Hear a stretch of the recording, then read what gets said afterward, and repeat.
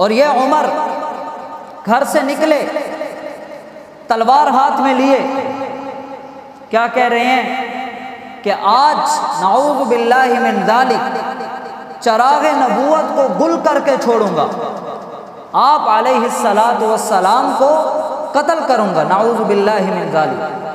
تو عمر فاروق رضی اللہ تعالی عنہ کو راستے میں ایک صحابی ملتے ہیں، پوچھا عمر کہاں جا رہے ہو؟ کہا کہ میں اس ارادے سے جا رہا ہوں، اپنا ارادہ بتایا۔ تو انہوں نے فرمایا کہ پہلے اپنے گھر کی تو خبر لو، بہنوئی اور آپ کی بہن یہ مسلمان ہو چکے ہیں۔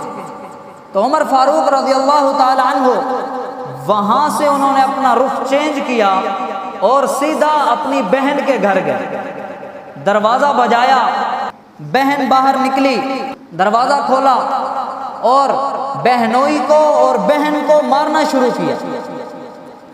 اتنا مارا کہ بہن کی گال سے خون نکلنا شروع ہو گیا، لیکن اس بہن کا کیا جواب تھا کہ اے عمر، اگر تو ہمیں مار بھی دے، جان سے مار دے، قتل کر دے، لیکن دامن مصطفیٰ صلی اللہ علیہ وسلم جو ہم نے پکڑا ہے وہ ہم سے نہیں چھوٹ پائے گا۔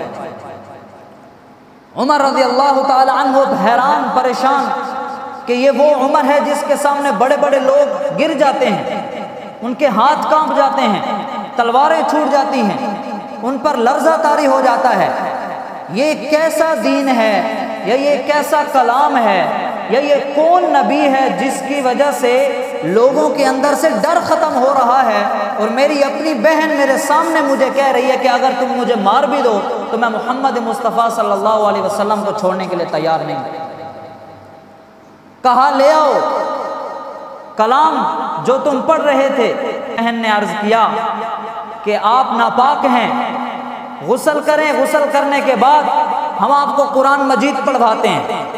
انہوں نے غسل کیا، غسل کرنے کے بعد یہ آیات تلاوت کرنا شروع کی ان کی بہن نے، طٰہٰ مَا أَنزَلْنَا عَلَيْكَ الْقُرْآنَ لِتَشْقَىٰ إِلَّا تَذْكِرَةً لِمَن يَخْشَىٰ تَنزِيلًا مِمَّنْ خَلَقَ الْأَرْضَ وَالسَّمَاوَاتِ الْعُلَىٰ الرَّحْمَٰنُ عَلَى الْعَرْشِ اسْتَوَىٰ لَهُ مَا فِي السَّمَاوَاتِ وَمَا فِي الْأَرْضِ وَمَا بَيْنَهُمَا وَمَا تَحْتَ الثَّرَىٰ وَإِن تَجْهَرْ بِالْقَوْلِ فَإِنَّهُ يَعْلَمُ السِّرَّ وَأَخْفَىٰ اللَّهُ لَا إِلَٰهَ إِلَّا هُوَ لَهُ الْأَسْمَاءُ الْحُسْنَىٰ۔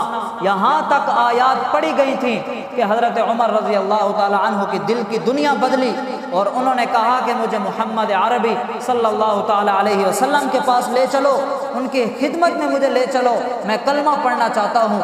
یہ وہ دین ہے جو سچا ہے، جس میں سکون ہے، جس میں ایک کھچاؤ ہے، جس میں کشش ہے، دلکش ہے، خوبصورت ہے۔ تو عمر فاروق رضی اللہ تعالی عنہ کو لے کر جایا گیا آپ علیہ الصلوۃ والسلام کی خدمت میں، اور عمر فاروق رضی اللہ تعالی عنہ نے کلمہ پڑھا۔ کلمہ پڑھنے کے بعد تھوڑی دیر بعد جب نماز کا ٹائم ہوا، بلال حبشی رضی اللہ تعالی عنہ کھڑے ہوئے اذان دینے کے لیے۔ تو عمر نے پوچھا ہوگا کہ یا رسول اللہ یہ کیوں کھڑا ہو رہا ہے؟ تو بتایا گیا ہوگا کہ یہ اذان دینے کے لیے کھڑا ہوا ہے۔ پھر پوچھا ہوگا کہ اذان کیا ہوتی ہے؟ تو پھر جواب دیا گیا ہوگا کہ نماز پڑھنے سے پہلے اذان دی جاتی ہے۔ پھر پوچھا کہ نماز کیا ہوتی ہے؟ پھر بتایا گیا ہوگا کہ اللہ کے ساتھ تعلق قائم کرنے کے لیے ایک عبادت ہے۔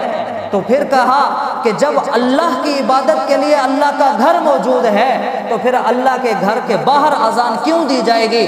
تلوار میان سے نکال کر فرمایا کہ عمر اسلام لائے اور پھر اذان بیت اللہ سے باہر دی جائے، یہ کبھی نہیں ہو سکتا۔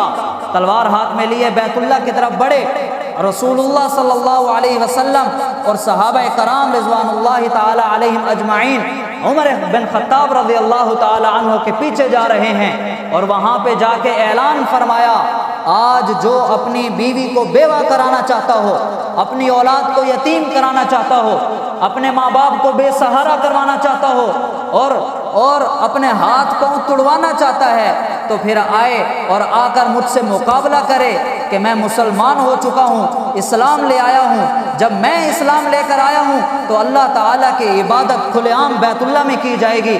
کسی کے اندر یہ ہمت نہیں ہوئی کہ عمر جرار رضی اللہ تعالی عنہ کو روک کر دکھا۔